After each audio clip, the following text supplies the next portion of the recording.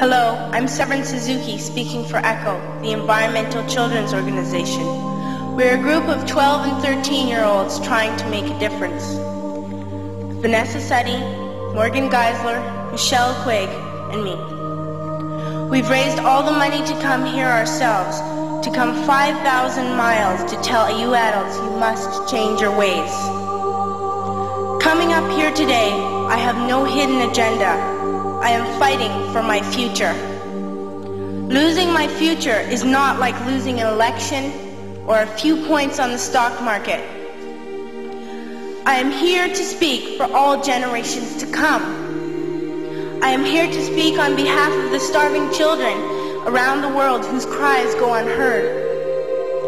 I am here to speak for the countless animals dying across this planet because they have nowhere left to go. I am afraid to go out in the sun now because of the holes in our ozone. I am afraid to breathe the air because I don't know what chemicals are in it. I used to go fishing in Vancouver, my home, with my dad, until just a few years ago we found the fish full of cancers. And now we hear of animals and plants going extinct, every day vanishing forever. In my life, I have dreamt of seeing the great herds of wild animals, jungles and rainforests full of birds and butterflies. But now I wonder if they will even exist for my children to see. Did you have to worry of these things when you were my age? All this is happening before our eyes, and yet we act as if we have all the time we want and all the solutions. I'm only a child and I don't have all the solutions. But I want you to realize, neither do you. You don't know how to fix the holes in our ozone layer. You don't know how to bring the salmon back up a dead stream. You don't know how to bring back an animal now extinct. And you can't bring back the forest that once grew where there is now a desert. If you don't know how to fix it, please stop breaking it. Here, you may be delegates of your government, business people, organizers, reporters, or politicians, but really, your mothers and fathers, sisters and brothers, aunts and uncles, and all of you are someone's child. I'm only a child, yet I know we are all part of a family, 5 billion strong, in fact, 30 million species strong. And borders and governments will never change that. I'm only a child, yet I know we are all in this together and should act as one single world towards one single goal. In my anger, I am not blind, and in my fear, I am not afraid of telling the world how I feel. In my country, we make so much waste. We buy and throw away, and yet northern countries will not share with the needy. Even when we have more than enough, we are afraid to share. We are afraid to let go of some of our wealth.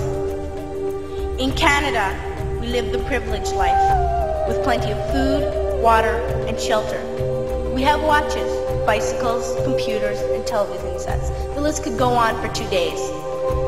2 days ago, here in Brazil, we were shocked when we spent time with some children living on the streets.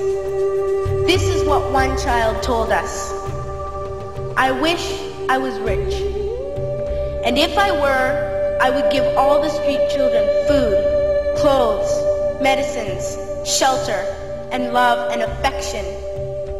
If a child on the streets who has nothing is willing to share, why are we who have everything still so greedy? I can't stop thinking that these are children my own age, that it makes a tremendous difference where you are born. That I could be one of those children living in the favelas of Rio. I could be a child starving in Somalia, or a victim of war in the Middle East, or a beggar in India. I am only a child, yet I know if all the money spent on war was spent on finding environmental answers, ending poverty, and finding treaties what a wonderful place this earth would be. At school, even in kindergarten, you teach us how to behave in the world. You teach us to not to fight with others, to work things out, to respect others, to clean up our mess, not to hurt other creatures, to share, not be greedy. Then why do you go out and do the things you tell us not to do? Do not forget why you are attending these conferences, who you're doing this for. We are your own children. You are deciding what kind of world we are growing up in. Parents should be able to comfort their children by saying, everything's going to be all right. It's not the end of the world, and we're doing the best we can. But I don't think you can say that to us anymore. Are we even on your list of priorities? My dad always says, you are what you do, not what you say. Well, what you do makes me cry at night. You grown-ups say you love us, but I challenge you, please, make your actions reflect your words. Thank you.